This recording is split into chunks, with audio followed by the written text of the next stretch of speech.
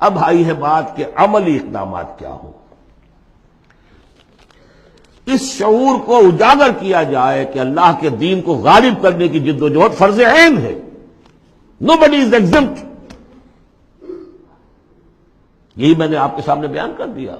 اگر دین قائم نہیں ہے تو ہماری عبادت جزوی ہے، ایک حصے میں ہم عبادت کر رہے ہیں، اللہ کی باقی دوسری زندگی کے ہمارے پہلو جو ہے اللہ کی بغاوت پر مشتمل ہے۔ یہ کام فرض عین کے درجے میں ہے، اور اس کے لیے عقلاً اور نقلاً لازم ہے کہ کسی نہ کسی جماعت میں آدمی شریک ہو، اکیلا تو یہ کام نہیں کر سکتا۔ اس کے لیے جیسا کہ میں نے عرض کیا تھا، عقل عام بھی کہتی ہے انقلاب، نظام بدل دینا کسی ایک آدمی کے بس کا روگ ہے۔ ایک پارٹی چاہیے، حزب اللہ چاہیے۔ حضرت موسیٰ کی قوم نے کوڑا جواب دے دیا تھا تو معاملہ وہی کا رک گیا۔ حضور کے ساتھیوں نے ایک جماعت کی شکل میں اپنا، جہاں حضور کا پسینہ گرا وہاں اپنی خون کی ندیاں بہا دی، اسلام قائم ہو گیا۔ پھر احادیث دیکھیے،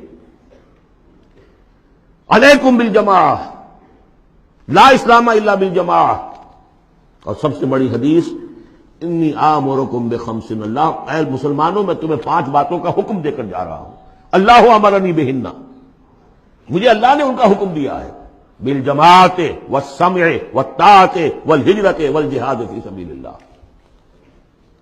جماعت کی زندگی ہو اور جماعت بھی سم و طاعت والی، listen and obey, strong discipline, اور یہ جماعت کیا کرے گی؟ ہجرت اور جہاد کرے گی۔ یہ حدیث جو ہے ذرا نوٹ کیجئے کس قدر اس میں ایمفیسس ہے، انی آمرکم بخمس اللہ امرنی بہن، میں تمہیں 5 باتوں کا حکم دے کر جا رہا ہوں، اللہ نے مجھے اس کا حکم دیا ہے۔ پھر اس جماعت کے خد و خال ہم نے پڑھے قرآن مجید میں، حزب اللہ سورہ مائدہ میں، فإن حزب اللہ هم الغالبون، حزب اللہ کے یہ اوصاف ہیں، حزب اللہ اللہ کی پارٹی۔ سورہ مجادلہ میں شیطان کی پارٹی، حزب الشیطان، اور اللہ کی پارٹی۔ اس جماعت میں ہر فرد کو ہونا چاہیے، البتہ اس کے لیے یہ نہیں کہ میں صرف اپنی جماعت کی بات کر رہا ہوں، کوئی جماعت ہو جو آپ کو آپ کی سمجھ میں آئے کہ یہ ٹھیک ہے، یہ دین کے لیے صحیح کام کر رہی ہے، اس میں شامل ہو، تاکہ کوئی شخص بھی اس سے محروم نہ ہو۔ جیسے حضور نے فرمایا بلغوا انی ولو آیۃ، پہنچاؤ میری جانب سے، کہا ایک ہی آیت پہنچاؤ، میرا کوئی امتی بھی تبلیغ قرآن کے فریضے سے محروم نہ رہ جائے۔ اس لیے پھر میرا امتی کیسے ہوا؟ میرا امتی ہے تو اسے تو قرآن پہنچانا ہے، ایک آیت پہنچاؤ۔ باقی جو لوگ اپنی زندگیاں وقف کر دیں، ان کے لیے کیا کہا ہے؟ خیرکم من تعلم القرآن وعلمہ، تم میں سے بہترین لوگ وہ ہیں جو قرآن سیکھیں اور سکھائیں، وہ اپنی زندگی وقف کر دیں۔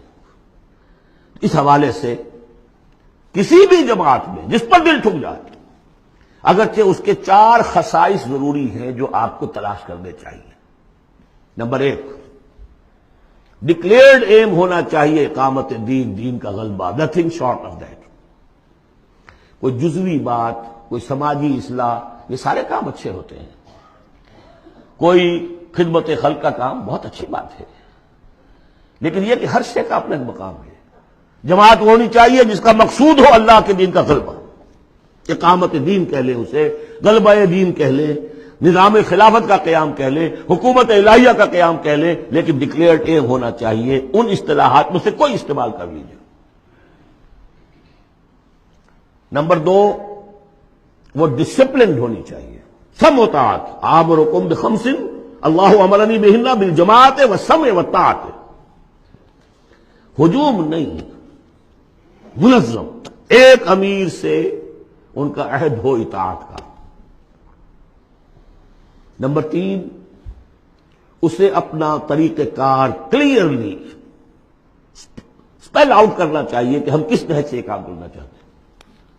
ایسے ہی مبہم سے نعرے لگا کر اور لوگوں کو صرف وقتی جوش دلا کر تو یہ نہیں، معلوم ہونا چاہیے طریقہ کار کیا ہے، اور وہ طریقہ کار انہیں دکھانا چاہیے کہ یہ ہم نے سیرت النبی سے، اس لیے کہ ماڈل وہ ہے ہمارے لیے، اس سے اخذ کیا ہے۔ اس کے لیے میں آپ کو حدیث اگر سناؤں، امام مالک رحمۃ اللہ علیہ کا قول سنا دوں پہلے، لن یصلح آخر هذه الامہ الا بما صلح به اولها، اس امت کے آخری حصے کی اصلاح نہیں ہو سکے گی مگر ٹھیک اسی طریقے پر جس میں پہلے حصے کی اصلاح ہوئی تھی۔ وہ سیرت النبی سے دیکھیے. اور چوتھی بات یہ ہے کہ اس کی قیادت کو ٹھوک بجا کر دیکھ لینا چاہیے جتنا بھی ممکن ہے. باقی یہ کہ آپ کسی کے دل میں نہیں اتر سکتے لیکن دیکھ لینا چاہیے. whether they practice what they say. ان کے گھریلو نظام کیسا ہے, انہوں نے اپنے گھر میں دین نافذ کیا, ان کی معاش کیا ہے, وہ ہے شریعت کے دائرے میں. 4 چیزیں تلاش کر کے, اور اس تلاش میں بھی جو وقت لگے گا وہ جہاد کے اندر شمار ہوگا, بشرطے کہ سیریسلی, یہ نہیں کہ کیجولی بس ایسے ہی اس کو سمجھا جائے کہ اب یہ میری ضرورت ہے, یہ میرا فرض ہے. ہو سکتا ہے مجھے کل موت آ جائے اور میں بغیر جماعت کے ہوں گا. اقامت دین کی جد و جہد فرض عین ہے, اور اس کے لیے نماز شرط لازم ہے, جیسے نماز کے لیے اس کے لیے جماعت شرط لازم ہے, جیسے کہ نماز کے لیے وضو شرط لازم ہے. وضو کے بغیر نماز نہیں ہوتی. یہ 4 شرطوں میں انسان تلاش کرے جو بھی سمجھ میں آ جائے, جو بھی سمجھ میں آ جائے.